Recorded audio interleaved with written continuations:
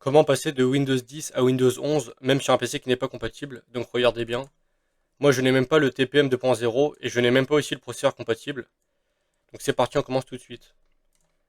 Donc là ce que vous allez faire, c'est vous rendre dans un navigateur et taper tout simplement Windows 11. Donc là vous cherchez télécharger Windows 11, donc Microsoft. Vous descendez un tout petit peu et ce qui va nous intéresser, c'est le téléchargement de l'image disque. Vous cliquez ici un peu plus bas et vous faites Windows 11 ISO.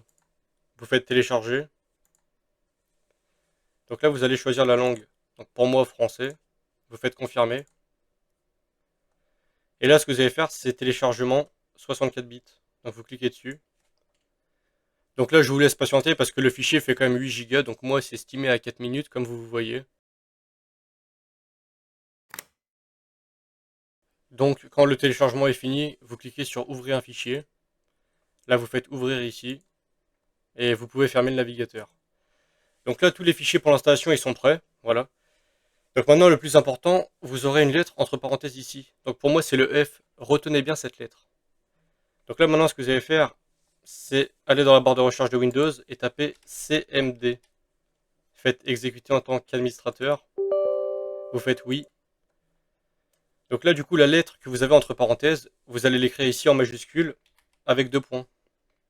Comme ceci. Vous faites entrer. Maintenant, vous tapez dire, donc D-I-R. Vous faites entrer.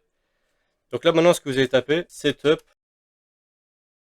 Donc quand vous allez taper ça, vous faites entrer. Et si cette commande ne marche pas, vous allez revenir ici et faire .exe. Comme ceci. Donc là, la commande est faite, vous faites entrer.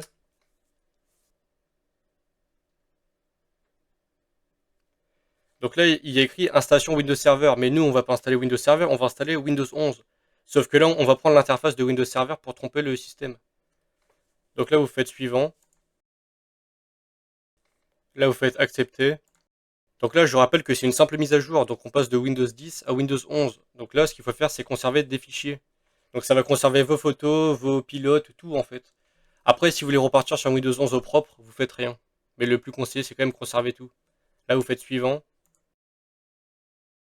Donc là, comme vous pouvez voir, il y a écrit prêt pour installation. Donc moi, installation de Windows 11 professionnel. Donc je vous précise, moi, mon Windows 10 c'est en professionnel. Si vous, il est en famille, il restera en famille pour Windows 11. Donc là, conserver les fichiers paramètres et applications, c'est exactement ce qu'il faut. Si vous voulez modifier un truc, vous cliquez juste ici. Et là, après, vous faites installer. Donc là, comme vous pouvez voir, l'installation a débuté. Donc je vous précise bien que c'est l'installation de Windows 11.